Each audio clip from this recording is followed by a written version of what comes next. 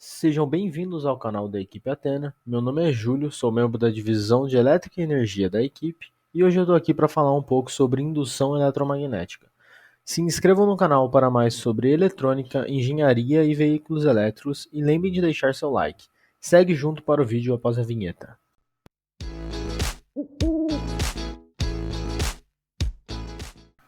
Em meados de 1820, Hans Christian Ørsted fez o que talvez seja a descoberta mais importante da história da ciência. Ørsted concluiu que havia uma relação entre magnetismo e eletricidade. Eles eram fenômenos da mesma natureza.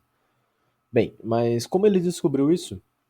Vamos deixar um link aqui para vocês verem o experimento, mas eu vou explicar aqui como foi. Ørsted estava fazendo um experimento, que era um circuito bem simples, e aproximou sua bússola desse circuito. O que ele viu foi que a agulha da bússola variava de angulação quando estava perto do circuito. Além disso, ele reparou que isso só acontecia se houvesse corrente no circuito.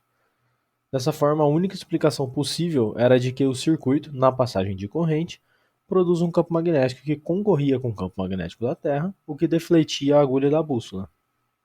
Ou seja, cargas elétricas em movimento produzem campo magnético. Desenvolvendo o que foi descoberto por Ørsted, Michael Faraday descobriu outra coisa super importante, a indução eletromagnética.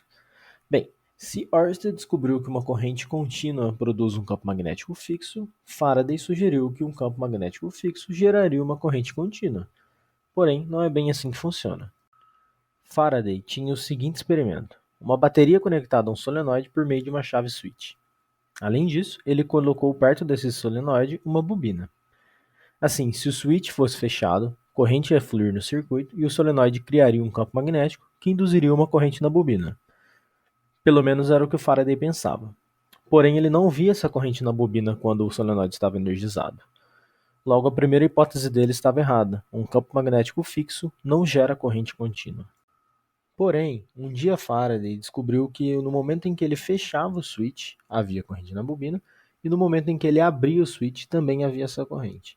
Assim, concluiu que a variação no campo magnético induz uma força eletromotriz no condutor e essa força eletromotriz que causa a corrente vista na bobina.